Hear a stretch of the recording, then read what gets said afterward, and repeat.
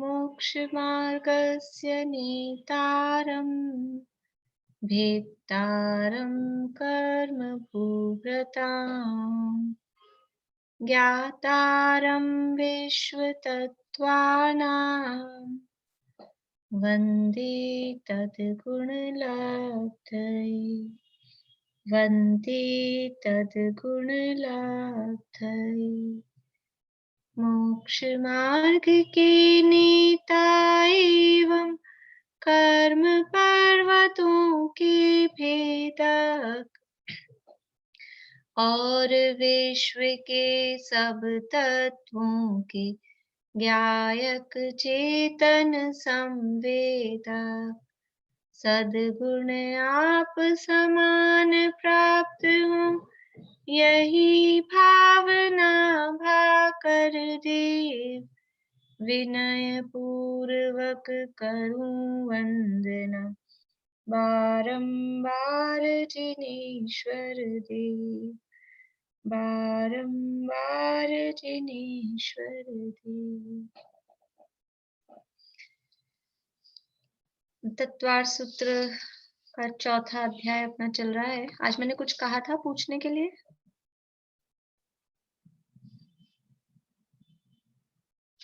कुछ नहीं पूछने को कहा था? बोलिए रश्मि जी। परिग्रह पूछने को बोला था ना?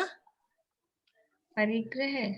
परिग्रह हाँ। बोला था कल पूछूंगी परिग्रह। चलिए यहाँ पूछती हूँ मैं। अभी अपनी चर्चा चल रही है देवों का। बहुत सारे वैभव की चर्चा हमने देखी, किस तरह से वहाँ स्वर्ग में देवों के पास क्या क्या वैभव होता है, और जैसे जैसे ऊपर के स्वर्गों में जा रहे हैं तो कुछ चीजें बढ़ रही हैं, कुछ चीजें कम हो रही हैं। ये स्थिति वहां हमको दिखाई दे रही है। तो क्या क्या बढ़ रहा है और क्या क्या घट रहा है, तो 2 सूत्रों में बताया। 20 नंबर के सूत्र में कहा स्थिति प्रभाव सुख द्युति लेश्या विशुद्धि इंद्रियावधि विषय तो अधिकहा।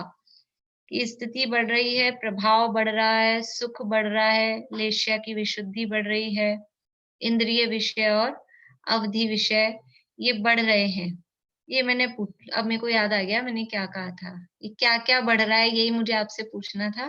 कोई बात नहीं, मैं पूछ लेती हूँ।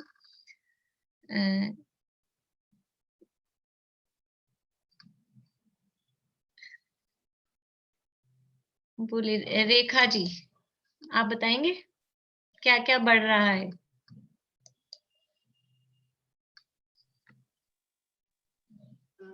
जय जिनेंद्र। स्थिति प्रभाव सुख द्युति लेश्य विशुद्धि इंद्रिय विषय और अवधि विषय ये बढ़ रहे हैं। बढ़िया होती है।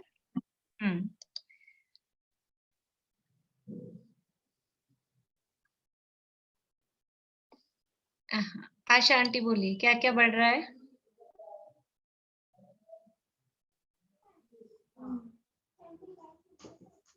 स्थिति प्रभाव सुख द्युति लेश्य विशुद्धि इंद्रिय विषय अवधि ज्ञान विषय अवधि विषय अवधि ज्ञान विषय अवधि विषय। बढ़िया।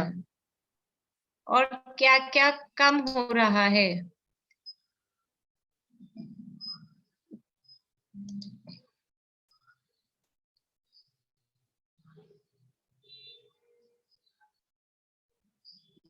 रजनी जी मुंबई, क्या कम हो रहा है?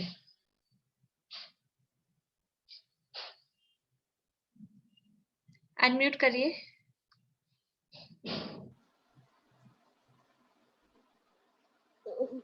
उनकी हाइट, उनका कसाय पढ़ा नहीं है। ठीक है, हाँ अनुज बोलिए। मैम गति शरीर परिग्रह और अभिमान। हाँ गति शरीर परिग्रह और अभिमान कम हो रहे हैं। बढ़िया। स्थिति का क्या अर्थ है रजनी जी?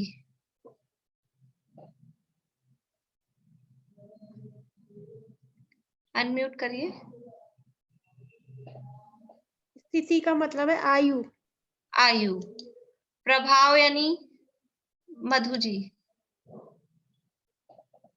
प्रभाव यानी मधु जी अनम्यूट करिए, अनम्यूट करिए। शाप या उपहार देने की शक्ति को प्रभाव कहते हैं। हाँ, उपहार नहीं है, उपकार करना, अनुग्रह करना। अच्छा, शाप या उपकार करना या अनुग्रह, कृपा करना, उसकी शक्ति को प्रभाव कहते हैं। सुख शब्द से यहाँ क्या अर्थ है? सुख यानी कौन सा सुख? आभा आंटी। इंद्रिय सुख। इंद्रिय सुख, बढ़िया। लेश्या किसे कहते हैं?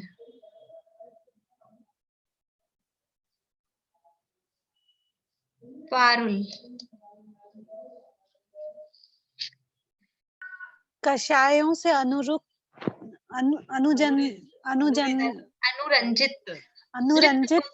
योग की प्रवृत्ति। कषायों से लिप्त, कषायों से रंगी हुई, कषायों से अनुरंजित, एक ही बात है, बोल सकते हैं। अब मैं एक वाक्य बोल रही हूँ, हाँ है या ना, सही है या गलत, ये आपको बताना है। जैसे जैसे ऊपर के स्वर्गों में जाते हैं वैसे वैसे इंद्रियां बढ़ती जाती हैं। सही है या गलत? कुसुम जी अजमेरा बोलिए, अनम्यूट करिए फिर बोलिए हाँ या ना, बस सही या गलत ऐसा बोलना है। क्या मतलब, क्या पूछा था? जैसे जैसे ऊपर के स्वर्गों में जा रहे हैं वैसे वैसे इंद्रियां बढ़ती जा रही हैं, इंद्रियां अधिक होती जा रही। हाँ हाँ हाँ, सही बात है। बहुत से लोग कह रहे हैं ना। क्यों भाई ना क्यों है? वीना भाभी कोटा वाले। जैसे जैसे ऊपर के स्वर्गों में जा रहे हैं इंद्रियां बढ़ रही हैं। नहीं, सुख की सामग्री बढ़ती है। सुख की सामग्री बढ़ती है, ये और एक इंद्रिय सुख की सामग्री बढ़ती है ना ऊपर। नहीं नहीं नहीं, ये तो आपकी बात ये भी गलत हो गई। स्नेह जी।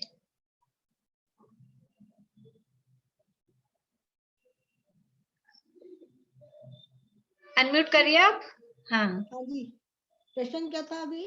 प्रश्न क्या था? हाँ मैं थी नहीं ना। जैसे जैसे ऊपर के स्वर्ग में जा रहे हैं वैसे वैसे इंद्रियां अधिक होती जाती हैं। कम होती जाएंगी? कम होती जाएंगी। चलो हर व्यक्ति कुछ नया जवाब दे रहा है, बढ़िया। रेणु जी लोहाड़िया बोलिए। इंद्रियों से जानने की शक्ति ज्यादा बढ़ती जाती है। हाँ बढ़िया। देखिए प्रश्न क्या है, जैसे जैसे ऊपर के स्वर्गों में जा रहे हैं इंद्रियां नहीं ज्यादा हो रही। इंद्रियां ज्यादा होने का मतलब 5 की जगह 6 हो गई, 7 हो गई, 8 हो गई, और आप कह रहे हैं कम हो रही है तो फिर 5 की जगह 4 रह गई, 3 रह गई। ऐसा नहीं होगा। इंद्रिय विषय बढ़ रहा है, यानी इंद्रियों के माध्यम से जानने की शक्ति बढ़ रही है, ठीक है ना। और जो आपने कहा इंद्रिय सुख की सामग्री भी नहीं बढ़ती है, सामग्री कम हो रही है। अभी अगला सूत्र में ना, परिग्रह कम, गति शरीर परिग्रहाभिमान तो हीना, परिग्रहहीन हो रहा है। सामग्री का मतलब परिग्रह, तो ऊपर जा रहे हैं तो परिग्रह भी नहीं बढ़ रहा है, लेकिन फिर भी वो सुख बढ़ता है। इंद्रियों के विषय की शक्ति बढ़ती है और सुख बढ़ रहा है, ये बात यहाँ कह रहे हैं। तो इससे ही समझ लीजिए कि ये क्या समझ में आता है हमको। ये 2 सूत्र हैं कि ऊपर ऊपर जा रहे हैं, सुख तो बढ़ रहा है, और कोई आत्मिक सुख नहीं, इंद्रिय जनित सुख जो है वो सुख बढ़ रहा है। और कह रहे हैं परिग्रह कम हो रहा है। इसका मतलब है कि जितना ज्यादा परिग्रह इकट्ठा करके हम सोच रहे हैं सुखी होने के लिए, कि जितना ज्यादा परिग्रह होगा उतना ज्यादा व्यक्ति सुखी होगा, ये बात बिल्कुल गलत है। परिग्रह से सुख का कोई संबंध नहीं है। दुख का जरूर हो सकता है, लेकिन परिग्रह अधिक है तो अधिक सुखी। हम बाहर में जिसके 10 गाड़ियां खड़ी हैं, 8-10 मकान है और 20 नौकर चाकर खड़े हैं और खूब अरबपति ऐसा दिखाई दे रहा है, तो हम सोचते हैं बहुत सुखी होगा। लेकिन परिग्रह से सुख का बिल्कुल भी रंच मात्र भी संबंध नहीं है। ये सूत्र ये बता रहे हैं। ये इस सूत्र से क्या सिद्धांत निकलता है, क्या शिक्षा मिलती है? अभी तो क्या है, पेपर अपने को बहुत वैसा लेना पड़ता है, आप लोगों को केवल बटन दबाने की इतनी सुविधा है, नहीं तो ये वाला क्वेश्चन भी पेपर में जरूर आता है। ये पुराने लोगों को पता है, प्रीति को मालूम होगा, पहले ये तो 2-2 बार दिए हुए हैं सब लोग, यानी एक बार तो पढ़ा था जब दिया ही था, और एक बार हमने ऐसे ही केवल पेपर ही पेपर, इन लोगों ने फिर से, बहुत टाइम हो गया तो फिर से पेपर किए, आभा आंटी ने, सब लोगों ने। तो ये प्रश्न देती हूँ मैं हमेशा कि ये सूत्र से क्या समझ में आता है, परिग्रह सुख का कारण है या नहीं है? हमको जो लगता है कि इसके पास इतनी चीज, चाहे बच्चे हों चाहे बड़े हों, अपनी अपनी उम्र वाले से हम तुलना करते हैं, इसके पास इतनी चीजें हैं, इसके पास इतनी चीजें हैं, वो सुखी ज्यादा है, और हम उसके दूसरे को देख देख के दुखी होते हैं। तो परिग्रह से सुख का कोई भी संबंध नहीं है। ऊपर ऊपर कोई स्वर्गों में जा रहे हैं, हम देख रहे हैं विमान, विमान मतलब उनका विमान से आप ऐसे समझो ना कि कोई 32 लाख देशों का राजा है और कोई 28 ही लाख देशों का राजा है, तो कौन बड़ा राजा होगा? लेकिन वो अपने आप को ज्यादा बड़ा, ज्यादा सुखी समझेगा, उसके पास इतने विमान है, उसके अंडर में इतने सारे सेना प्रकीर्णक और जो भी सब है, उसके अंडर में इतने सारे देव होंगे, उससे सुख का कोई संबंध नहीं है। इंद्रिय सुख तो अंदर, क्योंकि कम क्या हो रहा है, अभिमानहीन, अभिमान तो हीन, अभिमान शब्द दिया है, अभिमान तो एक दिया है, उससे चारों कषायों को समझना, क्रोध भी कम, मान भी कम, माया भी कम, लोभ भी कम, ये कषाएं कम हो रही हैं। जैसे जैसे ऊपर के स्वर्गों में जा रहे हैं, अभिमानहीन हो रहा है, मतलब क्या है, कषाएं कम हो रही है, और वो जो सुख बढ़ रहा है ना, इंद्रिय सुख, वो सुख बढ़ने का कारण भी कषायों की मंदता है। कषाएं तीव्र होती हैं तो व्यक्ति बहुत दुखी रहता है, बाहर में कितनी ही सामग्री हो, लेकिन अगर कषाएं तीव्र है, और क्रोध, मान, माया, लोभ और हास्यादि नो कषाएं, अगर ये सब तीव्र हैं तो व्यक्ति दुखी है, और यदि कषाएं मंद हैं तो वो सुखी फील करता है। तो जैसे जैसे ऊपर के स्वर्गों में जा रहे हैं, कषाएं कम हो रही है। ऊपर के स्वर्गों में यानी ऊंचे देव हैं, उनकी आयु बढ़ रही है, और उनका समझ लीजिए पद भी उच्च है, फिर भी उनमें अभिमान नहीं होता, अभिमान कम कम होता जाता है। अपन दुनिया में भी यहाँ देखते हैं, वास्तव में समझ लीजिए कोई ऑफिस है, तो एक तो होता है चपरासी 4th क्लास वाला, और एक होता है क्लर्क, और एक होता है मेन, समझ लीजिए जो हेड, जो भी है, कोई जो उनका चेयरमैन है, इस तरह का जो भी मालिक है। तो कौन ज्यादा, किसमें ज्यादा अभिमान होता है? कि जैसे जैसे पद बढ़ता जाता है, अभिमान कम होता है, पोलाइट होते हैं। जैसे जैसे जो चपरासी की लैंग्वेज क्या होती है, और जो साहब हैं उनकी लैंग्वेज क्या होती है, वो पोलाइट, अभिमान कम होता है, उनमें विनम्रता आती है। एक ऐसा उदाहरण आता है, कोई समझ लीजिए कोई अंधा व्यक्ति बैठा था और 4 लोग वहां से गुजरे, तो उसने 4 लोगों को बता दिया कि पहले जो गया था वो तो सेवक था, और उसके बाद जो गए वो मंत्री जी थे, और उसके बाद जो गए वो राजा साहब थे। अंधे व्यक्ति ने कैसे बता दिया? कि एक ने कहा ये अंधे यहाँ से हट, फिर दूसरे ने कहा कि भाई साहब आपको दिखाई नहीं दे रहा है, आप अंधे हो, ऐसे थोड़ा प्यार से बोला, और तीसरे ने बोला सूरदास जी, ऐसे उनके जो भी शब्द हैं, तो उनकी भाषा सुन के, कैसी भाषा यूज में ले रहे हैं, उससे उस अंधे व्यक्ति ने पता लगा लिया कि किस लेवल का आदमी होगा। तो जैसे जैसे ऊपर के स्वर्गों में जाते हैं, वैसे वैसे अभिमान कम होता है, विनम्रता आती है, और वो अभिमान कम है, और इच्छाएं भी कंपैरेटिवली कम होती जाती हैं। सामग्री कम हो रही है और इच्छाएं बढ़ रही है, तो दुखी हो जाएगा, क्योंकि सामग्री तो कम है, ऊपर के स्वर्गों में परिग्रह कम है, और उनकी इच्छाएं बढ़ती जाए, इच्छाएं बढ़ती जाएंगे तो दुखी हो जाएंगे। तो सामग्री कम हो रही है, कम होने के कारण भी उनकी इच्छाएं बढ़ नहीं रही, इच्छाएं भी कम ही है, इसके कारण वो कषाएं कम है। तो वो जो लेश्याओं में विशुद्धि आ रही है, लेश्याओं की विशुद्धि के कारण वो अपने आप ही, वो इंद्रियजनित सुख है, वो उनको वहां ज्यादा फील होता है। देखो जो प्रविचार वाला सूत्र था ना अपने, काय प्रविचारा आयेशानाथ, शेषा स्पर्श रूप शब्द मन है प्रविचारा, और परे अप्रविचारा। तो ये सूत्र भी क्या बता रहे हैं कि नीचे नीचे के स्वर्गों में वो उनके कषाएं अधिक हैं, लेशाएं कंपैरेटिवली यानी हल्की वाली हैं, यानी पीत हैं, फिर पद्म है, फिर शुक्ल है। तो जैसे यानी नीचे के स्वर्गों में है तो उनकी आसक्ति, उनकी कषाएं, वेद कषाय की बात है। कुछ बोलना है पारुल? तो ये जो वेद कषाय वाली बात है, ये नीचे नीचे के स्वर्गों में उनको ज्यादा आसक्ति है। तो वो यानी उस तरह से काय प्रविचार करते हैं, शरीर के माध्यम से करते हैं। फिर जैसे जैसे ऊपर के स्वर्गों में जा रहे हैं, उनकी वो वेद कषाय कम हो रही है, मंद हो रही है, कषाय कम हो रही है, कषाय मंद हो रही है। तो उनको केवल स्पर्श करने मात्र से उनकी कषाय शांत हो रही है, रूप देखने मात्र से ही, शब्द सुनने मात्र से ही, मन में विचार करने मात्र से ही, तो ये कषाय कम हो रही है। तो उनको उस मतलब कम चीज में ही उनको शांति मिलती है। तो ये बता रहे हैं कि जैसे जैसे ऊपर के स्वर्गों में जा रहे हैं तो सुख बढ़ रहा है। सुख बढ़ने का असली कारण क्या है? सामग्री नहीं है। सुख बढ़ने का असली कारण है वो अंदर कषायों की मंदता।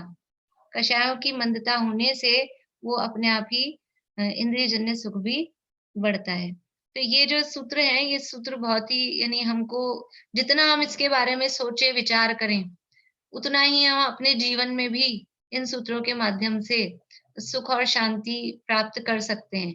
इस क्या है, एक सूत्र है, कुछ सुभाषित वाक्य जैसे होते हैं ना, कि जो प्राप्त है वो पर्याप्त है, कि जितना हमको प्राप्त है, जिसको जितना मिला हुआ है, स्वर्गों में भी जिसको जो जिस पटल में जिस लेवल पे जो पैदा हो गया, उससे ज्यादा वहां का फिक्स है कि ये इस लेवल वाला है, इसके इतने समझ लीजिए देवियां होंगी, इसके इतने महल होंगे, इतने इतने दास दासी, सब उसका फिक्स है।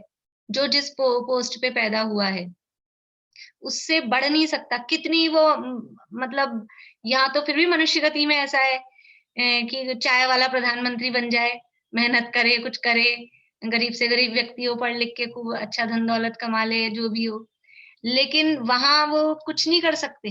वो जितनी सामग्री के साथ उत्पन्न हुए हैं, आशा आंटी बोलिए, उससे ज्यादा वो कुछ भी करके कर नहीं सकते। बोलिए आशा आंटी। जब सब उनको पता है इतना, तो उनको ज्ञान है कि सब फिक्स है, फिर भी देवगति में ईर्ष्या भाव की अधिकता क्यों?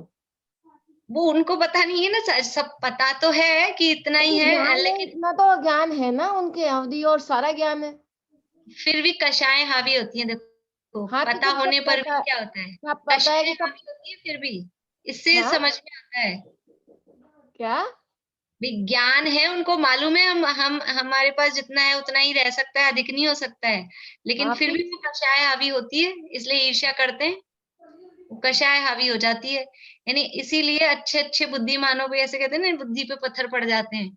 ये मालूम होता है, सब मालूम है, कुछ नहीं कर सकते हैं, जैसा जो होना है उसी हिसाब से है, लेकिन फिर भी वो कषाय इतनी तीव्र होती हैं। जैसे अपने साथ में कभी झगड़े की परिस्थिति, विसंवाद की परिस्थिति, ऐसी परिस्थितियां क्यों बन जाती हैं? मालूम है ये नहीं मानेंगे, नहीं समझेंगे, फिर भी वो कषाय हावी हो जाती है उस समय, तो कषाय हावी हो जाती है, तो ऐसी परिस्थितियां। मनुष्य गति में तो अपने को ये लगता है ना, कभी पुरुषार्थ करेंगे तो कुछ ज्यादा हो जाएगा, लेकिन उसमें तो फिक्स ही है, फिर वहां कषाय का मतलब क्या?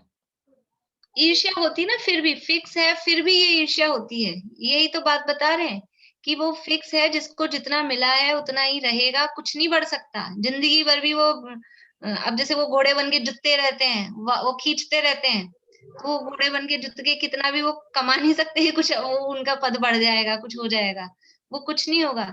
लेकिन अब उनको इसी चीज की वो फीलिंग रहती है, यद्यपि शारीरिक इंफीरियरिटी फीलिंग आती है, इंफीरियरिटी रहती है। शारीरिक परिस्थितियों में ऐसा कुछ नहीं है। शारीरिक स्थिति में शरीर सबका वैक्रियक है और विक्रिया की शक्ति भी है। ऐसा नहीं कि वो वहां बाउंड हो गए हैं, वो तो घोड़ा बन के जुत रहे हैं, हाथी बन के जुत रहे हैं, वहां उनको विमानों को खींच रहे हैं ज्योतिष देवों के, लेकिन दूसरे शरीरों से घूमना फिरना आदि काम भी कर ही रहे हैं, लेकिन फिर भी ये इंफीरियरिटी अंदर से रहती है, क्योंकि वो ये नहीं सोचते ना कि हमें जो प्राप्त है अपने उदय के अनुसार हमें मिला है, तो जो प्राप्त है वो पर्याप्त है, ऐसा उनको समझ में नहीं आता है, इसलिए वो ईर्ष्या की भाव अंदर चलते रहते हैं और इसके कारण वो दुखी रहते हैं। इतने सुख सुविधाओं में, बाहर में इतनी सामग्री के बीच में रहते हुए भी वो दुखी रहते हैं। क्यों दुखी रहते हैं? कि अपने को कितनी भी मिली हो लेकिन उसके पास ज्यादा है, अपन किसी भी पद पे हो लेकिन वो ऊंचे पद पे है। दूसरे को देख देख के जलने वाले, वो इस तरह की प्रवृत्ति उनकी होती है, ईर्ष्या की प्रवृत्ति। देखिए, तो देखते हैं अपन और थोड़ा। कल हमने देख लिया था स्थितियां अभी आगे आने वाली हैं। आगे वाले सूत्रों के साथ में अपन स्थिति की चर्चा कर लेंगे, आयु की, कि किसमें कितनी कितनी आयु है। इसके बाद में प्रभाव, जैसे जैसे ऊपर के देवों में जा रहे हैं उनका प्रभाव बढ़ रहा है, सुख बढ़ रहा है, द्युति यानी शरीर की चमक। अब है लेश्या विशुद्धि। तो लेश्या कैसे कैसे ऊपर के देवों में बढ़ रही है, लेश्या की बात अपन लिख लेते हैं। देखिए, जो पहला दूसरा स्वर्ग है सौदा मेषान, उसमें होती है मध्यम पीत।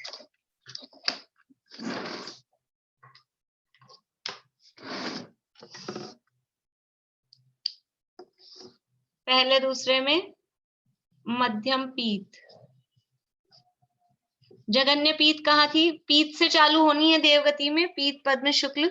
तो हर लेश्या के 3 भेद होते हैं। अपन ने शायद पहले की थी ये बात। 6 लेश्याओं में जैसे कृष्ण लेश्या के 3 भेद, जगन्य मध्यम उत्कृष्ट, फिर नील लेश्या के जगन्य मध्यम उत्कृष्ट, कपोत लेश्या के जगन्य मध्यम उत्कृष्ट, ऐसे पीत के भी जगन्य मध्यम उत्कृष्ट। तो जगन्य पीत कहाँ थी? जगन्य पीत थी भवनत्रिकों में। तो जगन्य पीत तो वहां हो गई, यहाँ शुरू हो रही है मध्यम पीत। पहले दूसरे में है मध्यम पीत, फिर तीसरे चौथे में है उत्कृष्ट पीत और जघन्य पद्म। यानी कुछ पटलों में पीत रहती है, कुछ फिर ऊपर के पटलों में पद्म रहती है। इस तरह से उत्कृष्ट पीत और जघन्य पद्म।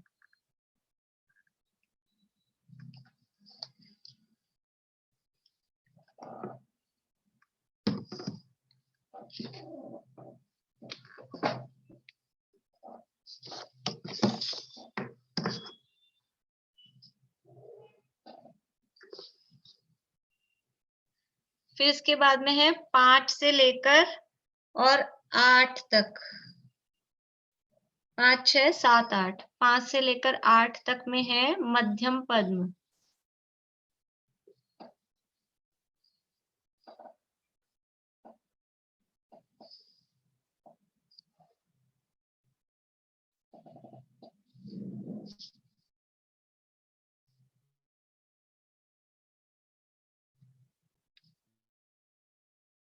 नौ 10 में है उत्कृष्ट पद्म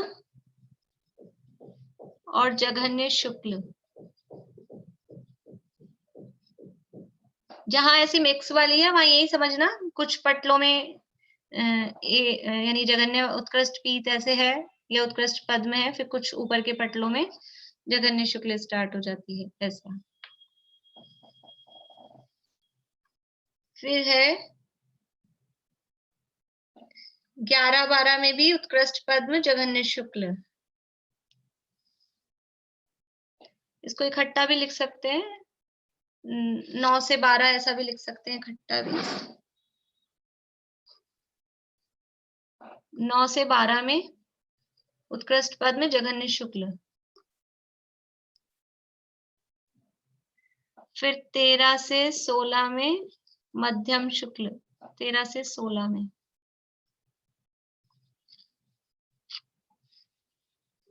मध्यम शुक्ल। दिखाई नहीं दे रहा आप लोगों को? दिख रहा है?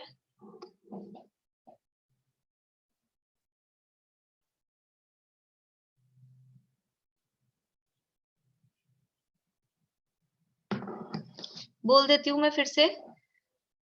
पहले दूसरे में है मध्यम पीत, तीसरे चौथे में उत्कृष्ट पीत जघन्य पद्म, फिर 5 से लेके 8 में मध्यम पद्म, फिर 9 से लेके 12 में उत्कृष्ट पद्म जघन्य शुक्ल, फिर 13 से लेके 16 तक में मध्यम शुक्ल। अब इसके बाद में आएंगे 9 ग्रैव्यक, तो 9 ग्रैव्यक में भी है मध्यम शुक्ल, 9 ग्रैव्यक में भी मध्यम शुक्ल, फिर 9 अनुदिश, 9 अनुदिश में है परम शुक्ल, उत्कृष्ट शुक्ल कहो या परम शुक्ल कहो, उत्कृष्ट शुक्ल भी लिख सकते हैं। और 5 अनुत्तर में भी है उत्कृष्ट शुक्ल या परम शुक्ल।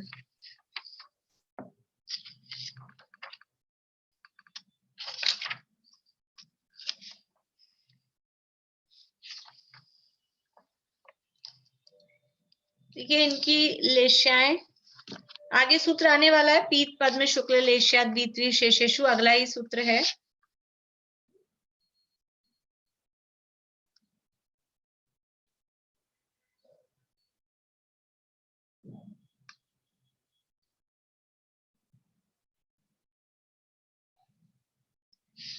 देखिए अपन ये सूत्र भी पढ़ लेते हैं, तो इसमें साथ में देखते जाएंगे, ये भी हो जाएगा। 22 नंबर का सूत्र देख लीजिए, इसमें अभी रीडिंग कर लेंगे तो अपना जो अपन ने लिखा है वो समझ में आ जाएगा। इस सूत्र का जो बचा हुआ है वो अभी बाद में करेंगे अपन। सूत्र नंबर 22, वैमानिक देवों में लेश्याएं। पीत पद्म शुक्ल लेश्या द्वित्री शेषेषु। अभी खट्टा मैं लास्ट में बुलवा लूंगी आप लोगों से, आप वैसे रिपीट कर लें। पीत पद्म शुक्ल लेश्या द्वित्री शेषेषु। सूत्र में शॉर्ट में कह दिया कि पीत पद्म और शुक्ल लेश्या होती है, किसमें होती है? द्वि यानी दो युगलों में, फिर त्री यानी 3 युगलों में, और फिर शेषेषु यानी शेष में शुक्ल लेश्या। तो ये तो सूत्र में शॉर्ट में कहा है। फिर टीकाकार आचार्यों ने टीकाओं में इसकी विशेष, ये जो अपन ने देखा ना अलग अलग करके, वो टीका में विशेष रूप से इसका वर्णन लिखा है। देखिए 2-3 कल्प युगलों में तथा शेष वैमानिकों में क्रमशः पीत पद्म और शुक्ल लेश्याएं होती हैं। तात्पर्य यह है कि सौधर्म ईशान तथा सानत कुमार महेंद्र कल्प में पीत लेश्या, ब्रह्म ब्रह्मोत्तर लांतव कापिस्ट और शुक्र महाशुक्र कल्प में पद्म लेश्या। शुक्र महाशुक्र हो गया 10वें तक। इसके बाद में इसके ऊपर के कल्पों अर्थात शतार सहस्रार आनत प्राणत और आरण अच्युत कल्पों में, यानी 11 से लेके और 16 तक, और कल्पातीत विमानों अर्थात 9 ग्रैव्यक, 9 अनुदिश और 5 अनुत्तर विमानों में शुक्ल लेश्या होती है। यहाँ भी इस तरह से सामान्य कथन किया है, पर उसमें कहाँ मिक्स वाली भी होती है, उसका कथन और विशेष भी लिख रहे हैं। यह कथन सूत्र के अनुकथन की अपेक्षा देखें तो वह इस प्रकार है। सानत कुमार और महेंद्र कल्प में पीत और पद्म लेश्या है। ठीक है, ये अपन ने उत्कृष्ट जगन्य भी लिखा है। अगर अपन उत्कृष्ट जगन्य को हटा दें, यहाँ से छुपा दिया, तो क्या दिखेगा? सानत कुमार महेंद्र में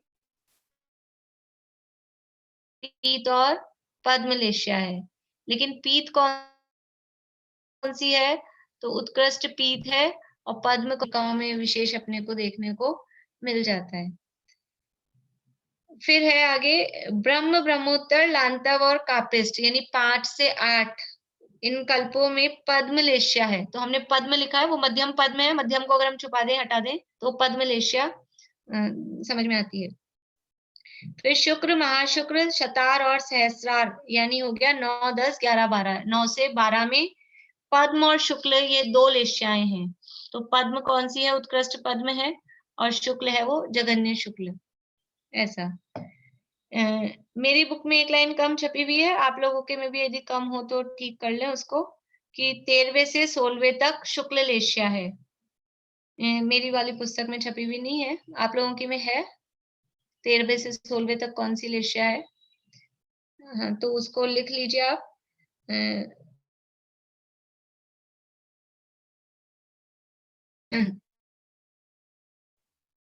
यहाँ से आनत आनत प्राणत आद्यम शुक्ल लेशिया या शुक्ल लेशिया है।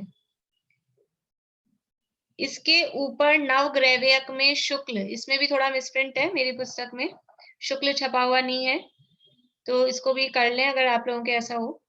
इसके ऊपर नवग्रैव्यक में शुक्ल, उसमें में शुक्ल नहीं लिखा हुआ है,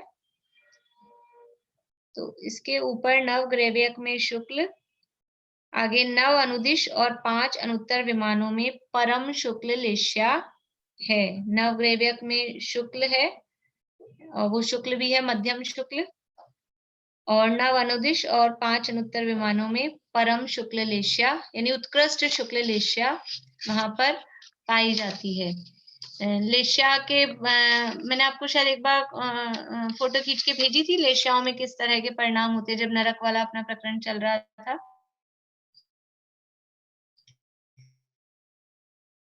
तो शुक्ल लेशिया में किस तरह के परिणाम है, पी लेशिया में, पद्म लेशिया में।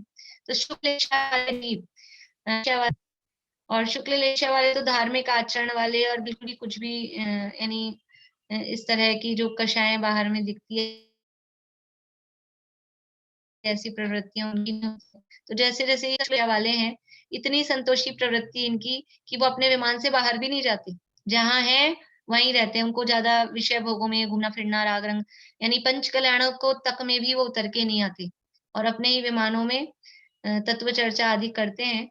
जो 9 अनुदिश और 5 अनुत्तर वाले विमान हैं, वहां तो सारे सम्यक दृष्टि जीव ही होते हैं, यानी सम्यक दृष्टि जीव ही वहां जाते हैं, मिथ्या दृष्टि ऊपर वहां पहुंच नहीं सकते 9 अनुदिश और 5 अनुत्तरों में। और जो 9 ग्रैव्यक हैं, 9 ग्रैव्यक में भी मेजोरिटी सम्यक दृष्टियों की ही है, कोई कोई मिथ्या दृष्टि वहां होते हैं पर बहुत कम होते हैं, तो मेजोरिटी ऊपर सम्यक दृष्टियों की ही है। तो सम्यक दृष्टि जीव है, वो तत्वों की चर्चा वार्ता और इसी में अपना समय वहां व्यतीत करते हैं। सागरों की आयु है, वे आयु अपन देखेंगे, इतनी इतनी लंबी लंबी आयु है और तत्व चर्चा में उनको मतलब ऐसा लगता है 33 सागर की आयु, जैसे 33 घंटे भी क्या है, ज्यादा कहें 33 मिनट गुजर गए हों बस, आधा घंटा जैसा अपना होता है ना एक क्लास निकली, ऐसा वो चर्चा करते रहते हैं करते रहते हैं करते रहते हैं। तो ये लेशिया की बात हुई। अभी वापस पीछे आ जाइए अपने पीछे वाले सूत्र पे। इंद्रिय विषय बढ़ते जाते हैं, इस तरह से ये गति, शरीर, परिग्रह और अभिमान ये हीन होता है। इसकी क्या क्या कम हो रहा है, आवागमन कम हो रहा है, शरीर की ऊंचाई वो भी अभी मैं आपको बता देती हूँ, और भोग सामग्री रूप परिग्रह। परिग्रह की बात, परिग्रह के लिए मैंने कहा था मैं पूछूंगी कौन कौन से परिग्रह होते हैं। पहले तो परिग्रह किसे कहते हैं, सरोज आंटी बोलिए, परिग्रह किसे कहते हैं? ममत्व परिणाम को परिग्रह कहते हैं। हाँ, ममत्व परिणाम, मूर्छा परिग्रह, मूर्छा यानी हाँ, ममत्व परिणाम, उसको परिग्रह कहते हैं। यानी अकेला बाहर में वस्तु का नाम परिग्रह नहीं है, उस वस्तु के प्रति आसक्ति, उसका नाम परिग्रह है। तो ये तो अच्छी बात बता दी, हम वस्तुएं कितनी भी रखें और हम कहें हमारे आसक्ति नहीं है, तो परिग्रह नहीं होगा। ऐसा नहीं है, अगर बाहर में वस्तुएं दिखाई दे रही हैं, बाहर में वस्तुएं हैं, इसका मतलब अंदर में आपको आसक्ति भी है। बाहर में यानी अंदर में अगर आसक्ति छूट गई तो बाहर में वो नहीं रह सकता। यानी ऐसा कह के ही अभी 5वें अध्याय में अपने चला था श्वेतांबर मत प्रकरण, तो ऐसा ही वो कुछ तर्क देते हैं कि हमें अंदर से ममत्व नहीं है, हम कपड़े वपड़े पहन के रखते हैं, अंदर से हमको ममत्व नहीं है। तो ऐसा नहीं हो सकता, अंदर से यदि ममत्व छूटा है तो बाहर में भी वो छूटेगा ही, और बाहर में यदि वस्त्र आदि दिखाई दे रहे हैं, इसका मतलब है अंदर में ममत्व भी है। यानी कुछ चीजों का ऐसा संबंध होता है, कुछ चीजें तो ऐसी होती है कि हमें ममत्व अंदर से छूट गया फिर भी बाहर में रहे, वो चलता है। लेकिन जो वस्त्रादि परिग्रह है उसका ऐसा नहीं चलता है। तो वास्तव में असलियत में तो क्या है, मूर्छा परिग्रह है, ममत्व परिणाम परिग्रह है, और इसलिए जो मूर्छा भाव सहित जो बाहर में सामग्री है, उस सामग्री को भी परिग्रह कहा जाता है, आसक्ति को। तो परिग्रह कितने प्रकार के होते हैं, कौन बताएंगे?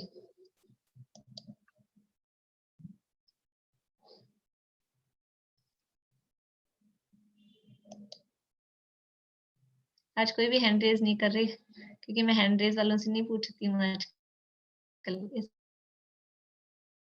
इसलिए। हाँ, अच्छा, आंटी से तो मैंने कल पूछा था।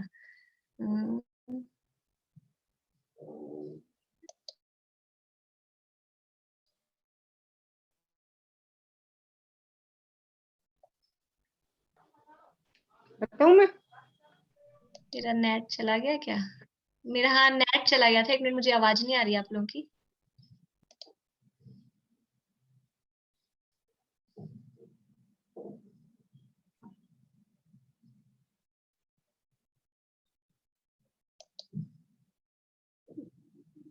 हाँ अंकल बोलिए, आप अनम्यूट करके बोलिए, मुझे पता लगे मेरे को आवाज आ रही है क्या। आवाज आ रही है? हाँ आ रही है, बोलिए। परिग्रह कितने प्रकार के हैं? परिग्रह के 24 वेद बताए, 14 अंतरंग और 10 बाह्य। 14 अंतरंग और 10 बहिरंग। ठीक है, 14 अंतरंग कौन से हैं? पीरू जी आप बोलेंगे? नहीं, ये तो याद करने हैं भाई। शीला भाभी बोलिए। मिथ्यात्व, 4 कषाय, क्रोध मान माया लोभ और 9 कषाय, ये अंतरंग परिग्रह के 14। और बस 9 कषाय कौन सी है? 9 कषाय मन, 9 कषाय चलिए कोई बात नहीं, चलिए कोई बात नहीं। हाँ आयुषी जी आप बोलेंगे 9 कषाय कौन सी हैं? भाभी, मान, माया, लोभ, रति और लोभ, हास्य और अरति, शोक, ये बताना है क्या पूरा? हाँ, पर 9 कषाय कौन सी है उसमें से? आपने मिक्स कर दी, कषाय भी और 9 कषाय भी। ओके, फिर नहीं, मेरे को पूरा पता है, ऐसे नहीं पता कि डिवाइड करके कैसे है। चलिए कोई बात नहीं। हाँ बेला भाभी बोलिए 9 कषाय।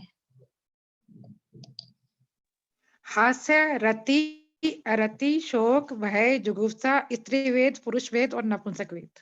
हाँ बढ़िया, ये 9 कषाय हैं। हास्य, रति, अरति, जिनको याद नहीं है ना, मैं कल सुनूंगी आप लोगों से ये 9 कषायों के नाम। हास्य, रति, अरति, शोक, भय, जुगुप्सा, स्त्री वेद, पुरुष वेद, नपुंसक वेद। 3 तो वेद हैं, तो 9 में से 3 तो आपको ऐसे ही याद है। अब 6 याद करने हैं। तो हास्य और रति, अरति, रति अरति का जोड़ा है, हास्य और शोक का जोड़ा है एक्चुअल में, पर वो बोलते ऐसे ही हैं, हास्य, रति, अरति, और शोक, भय और जुगुप्सा। तो 6 नाम याद करने, उसके भी आप पेयर बना लें। तो हास्य, शोक, रति, अरति, भय और जुगुप्सा, ऐसे भी कर सकते हैं, तो वो पेयर हो जाएंगे तो जल्दी से याद हो जाएगा। अब 14 बहिरंग परिग्रह। 14 बहिरंग परिग्रह कौन से हैं? 14 नहीं, सॉरी 10 बहिरंग परिग्रह। हाँ मीना चाची बोलिए। क्षेत्र, मकान, सोना चांदी, दास दासी, धन धान्य, कपड़े बर्तन। बढ़िया, ये 10 प्रकार के बहिरंग परिग्रह हैं। तो ये इन परिग्रहों में ये परिग्रह कम होता जा रहा है। देखो दोनों प्रकार के परिग्रह कम हो रहे हैं, अकेला बहिरंग परिग्रह तो कम हो रहा ही है। क्षेत्र, मकान, तो वो विमानों की संख्या कम हो रही है।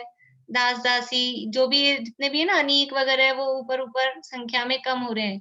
देवियों की हमने संख्या देखी, तो ओरिजिनल जो संख्या थी वो कम हो रही है, वो विक्रिया से संख्या बढ़ रही है, विक्रिया करने की शक्ति बढ़ रही है, इसलिए वो संख्या अधिक दिखाई देती है ऊपर। ओरिजिनल जो मूल है देवियां, वो संख्या कम हो रही है।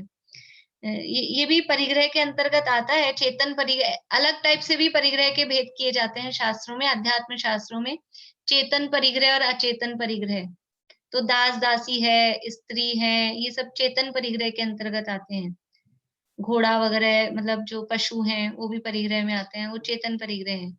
और कपड़े, मकान, बर्तन, घर, ये जमीन जायदाद, ये सब अचेतन परिग्रह के अंतर्गत आते हैं। तो बहिरंग परिग्रह भी कम हो रहा है। और जो एक कषाय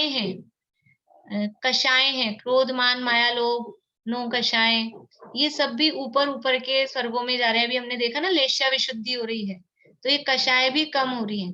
तो दोनों प्रकार के परिग्रह ऊपर ऊपर के स्वर्गों में जाने पर कम हो रहे हैं। अंतरंग परिग्रह भी कम हो रहा है और बहिरंग परिग्रह भी कम हो रहा है। और ये परिग्रह से सुख नहीं हो रहा, ये बात हमको इसमें समझ में आ रही है कि परिग्रह कम हो रहा है और सुख बढ़ रहा है। इसका मतलब है परिग्रह से सुख का कोई संबंध नहीं है। जिसके पास ज्यादा सामान है वो ज्यादा सुखी हो, ऐसा कोई जरूरी नहीं है, बल्कि उल्टा ही है। ज्यादा सामान, ज्यादा समस्याएं, ज्यादा कुछ लोग ऐसे होते हैं, ज्यादा बड़ा घर बन गया हो तो अंदर में तो खुश तो होते हैं, हमारा बड़ा घर है, लेकिन वास्तव में अभी लॉकडाउन में पता लग गया लोगों को कि हमारा घर कितना बड़ा है, सफाई कर करके परेशान हो गए। एक छोटा घर ही अच्छा था, 1-2 कमरे का होता तो जल्दी से सफाई हो जाती। अब बड़े बड़े घर, तो वो परिग्रह दुख का कारण लगने लग जाता है कि इतने सारा, इतना बड़ा घर और सफाई करना मुश्किल पड़ रहा है। तो वास्तव में वो परिग्रह, अधिक परिग्रह, वो सही सुख का कारण नहीं है। और अभिमान भी ऊपर ऊपर कम हो रहा है, इसकी बात भी अपन ने कर ली। अभी देखिए शरीर की ऊंचाई, यहाँ अपन पढ़ लेते हैं अपनी पुस्तक में से। देखिए पेज नंबर है 193 पे, बीच में से पढ़ते हैं। यद्यपि ऊपर के देवों में नीचे के देवों की अपेक्षा आवागमन की शक्ति अधिक होती है, तथापि विषयाभिलाषा कम होने से उनका आवागमन कम होता है। उनकी शक्ति तो अधिक है आवागमन की, जाने की शक्ति तो है उनमें, शक्ति बहुत है, लेकिन फिर भी उनकी अभिलाषा, इच्छाएं कम है। इच्छाएं कम है, गाड़ियां खड़ी हैं 10-10 और 10 में अलग अलग ड्राइवर भी बैठे हैं, लेकिन हमें इच्छा ही नहीं कहीं जाने की, तो जाते ही नहीं है, खड़ी है वो। ऐसा ऊपर साधन बहुत है, शक्ति बहुत है, लेकिन फिर भी उनको जाने आने की इच्छा ही अपने आप ही कम है। शरीर की ऊंचाई भी क्रमशः कम होती जाती है, जो इस प्रकार है। देखिए, सौधार मेषान देवों का शरीर 7 अरत्नी यानी हाथ, 7 हाथ समझते हैं, ये अपनी मुट्ठी बंद करके कोहनी से लेके मुट्ठी तक को एक हाथ बोलते हैं। वैसे अरत्नी में और हाथ में माइनर सा फर्क होता है, लेकिन दोनों को एक शब्द, एक अर्थ में भी यूज लेते हैं। तो ऐसा ये एल्बो से लेकर और मुट्ठी बंद की यहाँ से यहाँ तक, वो एक हाथ, खोल के नहीं, मुट्ठी बंद करके, ये एक हाथ कहलाता है। ये 2 बिलस्त का एक हाथ होता है, ये पूरी इसकी वो होती है। 2 पाद का एक बिलस्त होता है। अपने पैरों को, दोनों के पैरों के पंजे जोड़ के ऐसे अपन खड़े हों, ऐसे पैर मिला के, फिर उसको अपन नापेंगे तो एक बिलस्त होगा। 2 बिलस्त का एक हाथ होता है। इस तरह से आगे आगे प्रमाण बढ़ते हैं, फिर 4 हाथ का एक धनुष होता है, इस तरह से। तो यहाँ सौधर में ईशान देवों के शरीर है वो 7 हाथ ऊंचा है। फिर सानत कुमार माहेंद्र में 6 अरत्नी, 6 हाथ ऊंचा है। ब्रह्मोत्तर और लांतव कापिस्ट, आप देखेंगे कि ज्यादातर 5वां, 6वां, 7वां, 8वां इनमें सेम सी हैं, जो भी कुछ चीजें आती हैं। अभी जैसे लेशियाएं हमने देखी तो एक सी है, अभी इनकी शरीर की ऊंचाई भी एक सी है, तो ज्यादातर इनमें सेम सी आ जाती है। तो 5वें से लेकर 8वें तक ब्रह्मोत्तर, लांतव और कापिस्ट, इनमें 5 हाथ ऊंचा है। शुक्र, महाशुक्र, सतार, सहस्त्रार में 4 अरत्नी यानी 4 हाथ ऊंचा है। और आनत प्राणत में 3.5। आनत प्राणत कौन सा स्वर्ग हुआ? 13वां और 14वां। ये मैं पूछूंगी कल आपसे 16 स्वर्ग के भी नाम, और अगर आप लोग ऐसा करें, मतलब आज कल नहीं तो 1-2 दिन बाद मैं स्वर्ग का नंबर बोलूंगी, आपको उसका नाम बताना है नंबर से। 10वां स्वर्ग तो महाशुक्र, ऐसा अपने को याद आना चाहिए। आनत बोला तो कौन सा स्वर्ग, अच्युत बोला तो कौन सा स्वर्ग, ठीक है। आनत प्राणत में 3.5 अरत्नी और आरण अच्युत में 3 अरत्नी ऊंचा है, यानी कम होती जा रही है। 7 से 6, 6 से 5, 5 से 4, फिर 3.5, फिर 3, ऐसे हाइट कम होती जा रही है। अधोग्रैव्यकों में 2.5, 2.5 यानी 2.5, 2.5, 2.5 मतलब 2.5, 2.5 अरत्नी। अधोग्रैव्यक कौन से हैं? अधोग्रैव्यक कौन से हैं? बोलिए सुनीता आंटी।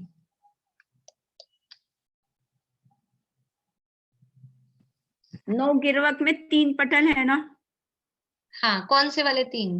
3, एक तो अधो है, एक मध्यम है, एक उत्कृष्ट है। हाँ, तो अधो वाले यानी नीचे वाले, शुरू यानी ऊपर से चलेंगे तो नीचे वाले 3 जो पटल हैं वो कहलाते हैं अधोग्रैव्यक। तो अधोग्रैव्यकों में शरीर की ऊंचाई कितनी है देवों की? वो 2.5, 2.5 अरत्नी। मध्य के ग्रैव्यक जो है, मध्य के 3 जो पटल हैं ग्रैव्यकों में, उनमें 2 अरत्नी, और उपरिम ग्रैव्यकों में तथा 9 निदिशों में 1.5 अरत्नी, 1.5 यानी 1.5, 1.5 अरत्नी ऊंचा है। और 5 अनुत्तरों में 1 अरत्नी, कल मैंने बताया था 5 अनुत्तर, जो विजय, वैजयंत, जयंत, अपराजित और सर्वार सिद्धि, ये 5 विमान हैं। इनमें 1 अरत्नी ऊंचा, 1 हाथ प्रमाण उनका शरीर होता है। तथा नीचे से ऊपर के देवों की भोग सामग्री भी कम ही होती है, क्योंकि विषयाभिलाषा भी ऊपर ऊपर कम होती जाती है। विमान आदि परिग्रह भी ऊपर ऊपर कम है। तो अधिक परिग्रह वाला महान होता है, उसको पूजते हैं कि कम परिग्रह वाले को या अपरिग्रही को पूजते हैं? दुनिया में किसको पूजा जाता है? जितने बड़े बड़े परिग्रहधारी चक्रवर्ती सम्राट, वो किसके चरणों में आके झुकते हैं? वो महामुनिराजों के, जो समस्त परिग्रह के त्यागी हो गए, उनके चरणों में आके झुकते हैं। परिग्रह से महानता नहीं है। और अपनों में भी देखें, गृहस्थों में भी, तो जिन्होंने कुछ कुछ मर्यादा ली है, 1 प्रतिमा ले ली, 2 प्रतिमा ले ली, प्रतिमाधारी हो गए कि ब्रह्मचारी हो गए, तो उनको भी हम वंदन वगैरह यथा योग्य करते हैं। तो परिग्रह से महानता नहीं है। बड़े बड़े जो हों, रुपया पैसा धन दौलत जिनके पास में हो, उससे महानता नहीं है। महानता आती है अपने संयम से, अपने ज्ञान से। कल एक व्हाट्सएप आया था, उसमें विद्यासागर जी के सामने नरेंद्र मोदी जी झुक रहे थे, मतलब सेल्फी ले रहे थे। मैंने कहा ये अपरिग्रही, तो वो तो है राजा और ये है महाराज। वो राजा और ये महाराजा, इसलिए तो ये बड़े हैं। इनके चरणों में सारी दुनिया झुकती है। चक्रवर्ती सम्राट भी हों और नग्न दिगंबर मुनिराज के चरणों में झुकते हैं। कल परसों मैंने आपको एक कहानी सुनाई थी, वो एक जो राजा था वो अपना वैभव दिखा रहा था, फिर सौदामिंद्र ने अपने सेना लेकर आया उसके सामने, फिर उसने दीक्षा ले ली। तो अब वो सौदामिंद्र, अब वो मनुष्य गति का जीव राजा, छोटा, उसके सामने कुछ ही नहीं था वैभव, लेकिन जब वो दीक्षित हो गया वो राजा, तो सौदामिंद्र उनके चरणों में झुक रहे हैं। फिर गरीब से गरीब भी व्यक्ति हो ना, वो दीक्षा लेके मुनिराज बन जाए, तो इंद्र भी आके चरणों में झुकते हैं। इसलिए परिग्रह की कोई वैल्यू नहीं है, कोई कीमत भी नहीं। नीचे से ऊपर के देवों की भोग सामग्री भी कम ही होती है, क्योंकि विषयाभिलाषा भी ऊपर ऊपर कम होती जाती है। विमान आदि परिग्रह भी ऊपर ऊपर कम है। नीचे की अपेक्षा ऊपर के देवों में कषाय की मंदता होने से अभिमान भी कम है, क्योंकि जिनकी कषाय मंद होती है वे ही जीव ऊपर ऊपर के कल्पों में जन्म लेते हैं। कषाय जिनकी तीव्र हैं, पहली बात तो तीव्र कषाय में देवायु बंधती ही नहीं है, पर कदाचित पहले देवायु बंध गई हो और अब आपकी तीव्र कषाय हैं, तो वो कषाय के अनुसार देखो, आयु बंधना, आयु जब भी बनती है ना, तो ऐसे नहीं बनती है कि पहले स्वर्ग में, यानी आयु बनती है स्थिति, टाइम पीरियड से। तो जब वो बंधी, उसके हिसाब से हमको समझ में आता है। जैसे 22 सागर की बंधी, अभी हमने आयु पढ़ा नहीं है, लेकिन हम पढ़ेंगे तब उसके बाद अपन ये एक्सरसाइज भी करेंगे। तो 22 सागर की किसी को स्थिति बंधी आयु में, अभी मनुष्य है और उसको 22 सागर की स्थिति बंधी, तो कौन से स्वर्ग में जाएगा वो? पहले दूसरे में नहीं जा सकता, भवनत्रिक में नहीं जा सकता, 5वें छठे में भी नहीं जा सकता। 22 सागर वाला जाएगा 16वें में, क्योंकि उतनी आयु वहां पर होती है। अभी क्या हुआ कि उस मनुष्य ने 22 सागर की बांध ली थी, फिर उसने परिणाम खराब किए, परिणाम खोटे किए, अपनी कषाय बढ़ाई, तो आयु तो बन गई थी देव, तो देव में जाएगा। लेकिन परिणाम बहुत खराब किए, संक्लेश किए, और लेशाएं कौन सी हो गई समझ लीजिए, मरते मरते कृष्ण नील कपोत में आ गया, अथवा पीत लेशा हो गई। तो वो जीव, वो अपनी जो उसकी आयु की स्थिति 22 सागर की थी, उसने स्थिति कम कर दी, उसने 50,000 साल की कर ली, या फिर उसने 1 सागर की 2 सागर की कर ली, तो 50,000 साल की कर ली तो भवनत्रिकों में उत्पन्न हो जाएगा, और 1-2 सागर की कर ली तो फिर पहले दूसरे स्वर्ग में उत्पन्न होगा।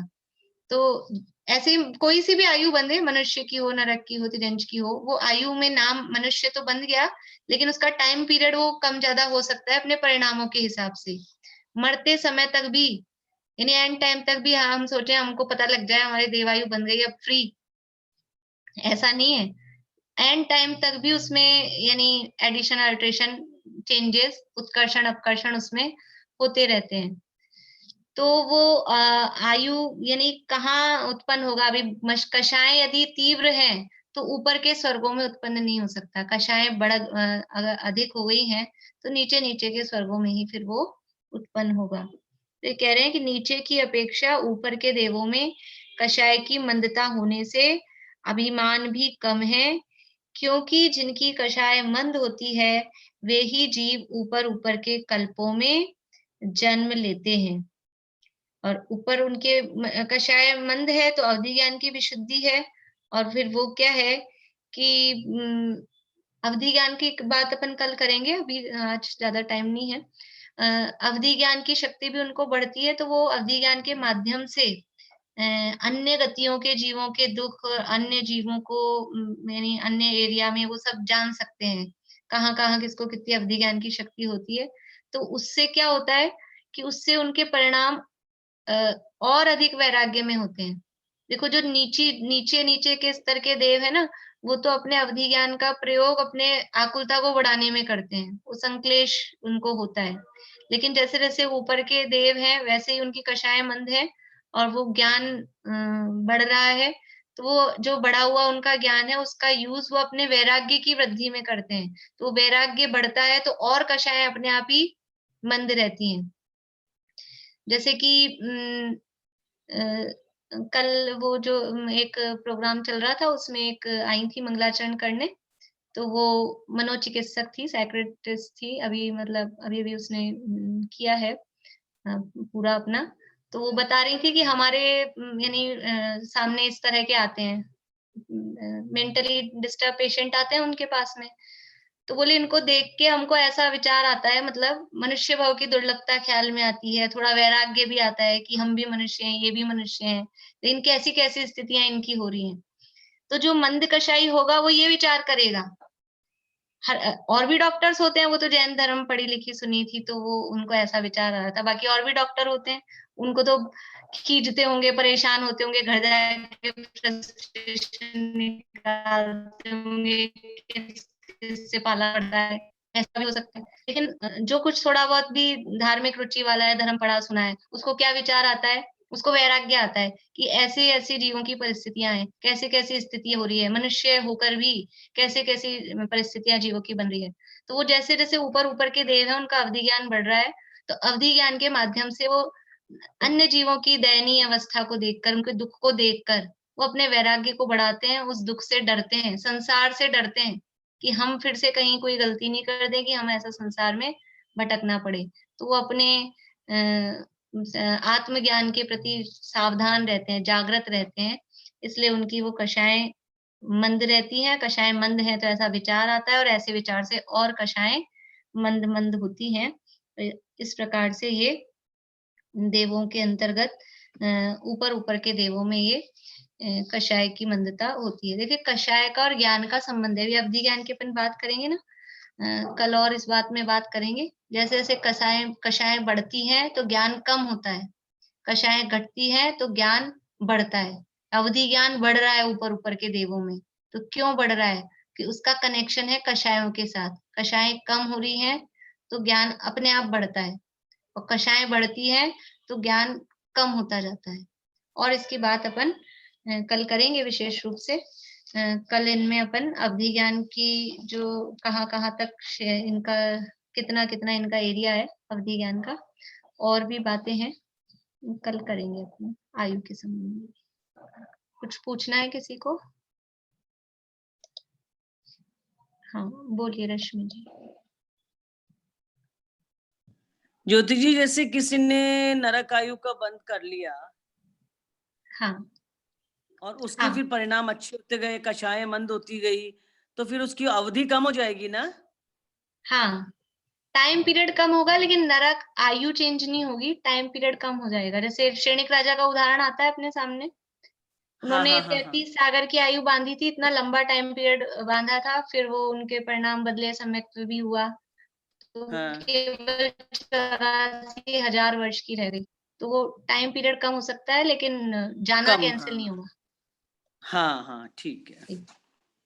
हाँ अंकल बोलिए। ये जो आयु बनती है तो इसके साथ में आयु बनती है, उसके साथ में स्वर्ग या नरक जरूरी होता है ना बनना? अगर खाली संख्या में ही बंधे तब तो पता ही नहीं लगेगा कि ये स्वर्ग की आयु बांधी है या नरक की बांधी है। नहीं, संख्या में नहीं बनता, वो तो बनता ही है। चारों गतियों में से किस गति में जाना है वो तो साथ में है ही। अच्छा। देव आयु की, नरक आयु की, मनुष्य आयु की, तिर्यंच आयु। फिर वो कम ज्यादा होती है, वो उसी में कम होती है। वो कम ज्यादा होगा, वो टाइम पीरियड, यानी आयु बनती है चारों गतियों में से जो भी एक आयु, और उसके साथ में टाइम, इतने समय की वो बंधती है। लेकिन अब परिणामों में परिवर्तन होने से वो जो गति है वो तो चेंज नहीं होती है। जिस भाव में जाना है वो भाव तो वही रहेगा, लेकिन जो टाइम पीरियड है, स्थिति, उस स्थिति में कम ज्यादा हो सकता है। परिधि जी, पीरू जी बोलिए। भाभी अपन सौधर्म इंद्र को ज्यादा क्यों मान रहे हैं? क्योंकि वैभव ज्यादा है उनके पास, इसलिए ज्यादा मान रहे हैं मतलब सबसे बड़ा, ऐसे बोलते हैं ना, पंच कल्याणक करते हैं तो सबसे बड़े सौधर्म बड़ा इंद्र है हैं। ऐसा नहीं, बस वो पंच कल्याणकों में आगे रहता है। यानी अपन ने देखा था भरत क्षेत्र के जितने भी तीर्थंकर हैं उनके पंच कल्याणकों में सौधर्म इंद्र, और ऐरावत क्षेत्र के लिए ईशान इंद्र, पूर्व विदेह के लिए सानत कुमार, और पश्चिम विदेह के लिए माहिंद्र, वो उसमें आगे रहते हैं, लीड करते हैं। इसलिए रीजन उनका वैभव है क्या, कि भाई उनके नहीं, पास ज्यादा है? वैभव नहीं है। देखो जैसे ये जो कहा ना, नीचे नीचे के ना, स्टार्टिंग के स्वर्ग के हैं, इसलिए इनको इस तरह की, यद्यपि इसको भी कषाय कहेंगे, यानी इनको इस तरह के परिणाम आता है, इतना आयोजन करना, ये करना। अपने में भी देखो, जैसे धार्मिक कार्यक्रम चलाना है अपने को, तो कुछ लोग गेम्स वगैरह कराते हैं, कुछ नाटक वाटक कराते हैं, और कुछ स्वाध्याय का काम करते हैं। तो जिसकी राग रंग वाली कषाएं हैं, तो वो धार्मिक में राग रंग वाले काम कराएंगे कि नाटक वाटक, डांस का प्रोग्राम, इस तरह का कुछ, अंताक्षरी का प्रोग्राम, और थोड़ा होगा तो कुछ गेम वेम कराएंगे। और जिनकी कुछ मंद है तो वो राग रंग वाले नहीं कराएंगे, वो प्रश्नोत्तर वगैरह निकालेंगे। और मंद है तो वो ये भी नहीं निकालेंगे, वो खाली स्वाध्याय कर लेंगे। तो ऐसा, ये पहले, दूसरे, तीसरे, चौथे स्वर्ग के देव हैं, इनकी थोड़ी इस तरह की कषाएं हैं धार्मिक में ही, तो वो पंचकल्याणक वगैरह में वो आगे रहते हैं, लीड करते हैं, इसलिए उसका नाम मेनली बोलते हैं। बड़ा है ऐसा नहीं है, पर उसका नाम मतलब वो, क्योंकि वो प्रमुख होता है पंचकल्याणक करने में, इसलिए उसको कहा जाता है।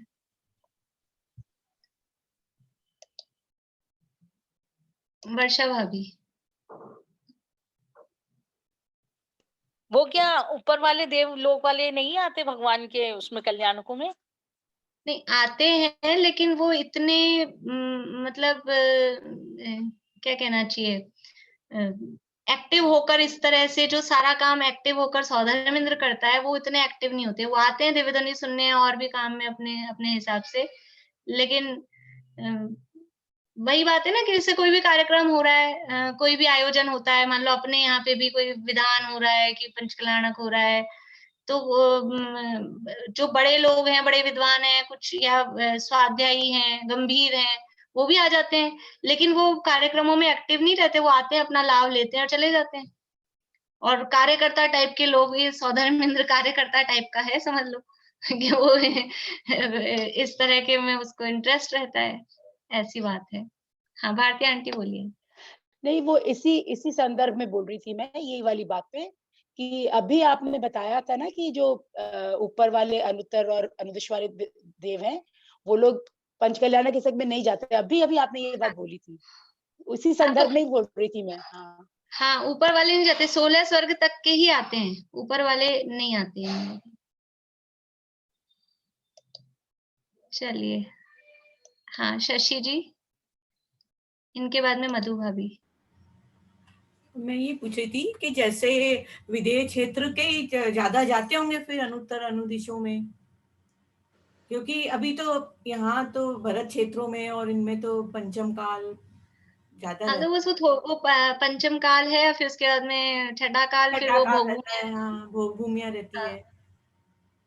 अभी अपन नियम पढ़ेंगे अनुत्तर अनुदिश में कौन जाते हैं, भावलिंगी मुनिराज ही जा सकते हैं। अभी वो भी अपन सारे नियम लिखेंगे, यहाँ से कौन वहां तक जा सकता है और वहां से निकल के आएंगे तो क्या बन सकते हैं, वो भी सारे नियम पढ़ने हैं अभी। बोलिए मधु भाभी।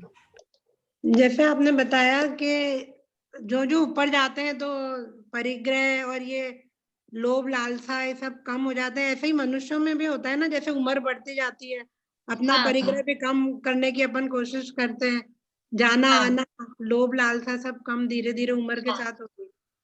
बिल्कुल बिल्कुल ऐसे ही अपने भी हो रहा है ना। हाँ, अनीता आंटी बोलिए आंटी। जैसे आपने बताया था 31वें पटल में भाई 31वें पटल में 62 विमान चारों दिशाओं होते हैं। हाँ, आवाज आ रही है? आपने बताया था 31वें पटल में सौधर्म इंद्र के 31वें पटल में 62 विमान चारों अब दिशाओं में होते ये वाक्य आपका 3 बार हो गया, अगला वाक्य बोलिए। हैं। अच्छा, मेरे को समझ नहीं आया, शायद हाँ सुनाई नहीं हाँ, दिया होगा। और जो नीचे के पटल है उनमें भी 62 विमान होते हैं क्या? नहीं, एक एक कम होता जाता है, ऊपर ऊपर के, नीचे नहीं, ऊपर ऊपर जो और पटल है ना, यानी पहले पटल में 62 है, फिर एक एक कम हो रहा है। पहले पटल में 62 है, 31वें में 62 नहीं है। जो विमान का जो रिजु है ना, वो पहले पटल का इंद्रक है, उसके चारों तरफ 62 है, फिर दूसरे पटल में 61 हो जाएंगे, फिर तीसरे पटल में 60 हो जाएंगे, ऐसे एक एक कम हो जाएगा। जाते हो कम हो जाएंगे। हाँ, ठीक है।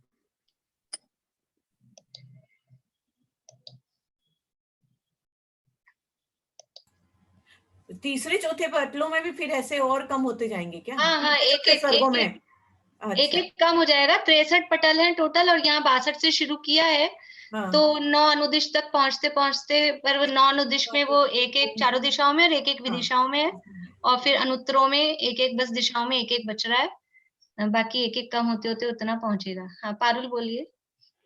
भाभी लौकांतिक देव जो आते हैं उनके उसमें नहीं, उसमें क्या कहते हैं, हाँ, दीक्षा दीक्षा समारोह में वो कहाँ रहते हैं? वो अभी आएगा, सूत्र आएगा आगे पर सूत्र कौन से स्वर्ग में होते हैं? सिंपल 5वें स्वर्ग में होते हैं, उनकी अलग जहाँ पोजीशन है वो सब आगे आने वाला है सूत्र। हाँ भारती आंटी बोलिए। नहीं, मेरा कोई क्वेश्चन नहीं है, मैं तो सिर्फ ये कह रही हूँ, मैं समझती थी पहले कि जैसे जैसे ऊंचे स्वर्ग में जाएंगे हम लोग का वैभव और मतलब उनका वैभव और बढ़ता होगा। तो मैं अपना बता रही हूँ कि मैं ऐसा सोचती थी कि जितने ऊंचे स्वर्ग में गए उतना उनके उतना वैभव, उतना और उनके विमान, इस टाइप से सोचती थी। चलिए पूरा करते हैं, जिनवाणी स्तुति बोलते हैं। निज आत्मा के भान बिन सुख मान कर रति राग में, सारा जगत नित जल रहा है वासना की आग में। तुम वेद विरहित वेद विद जिन वासना से दूर हो, वसुपूज्य सुत बस आप ही आनंद से भरपूर हो।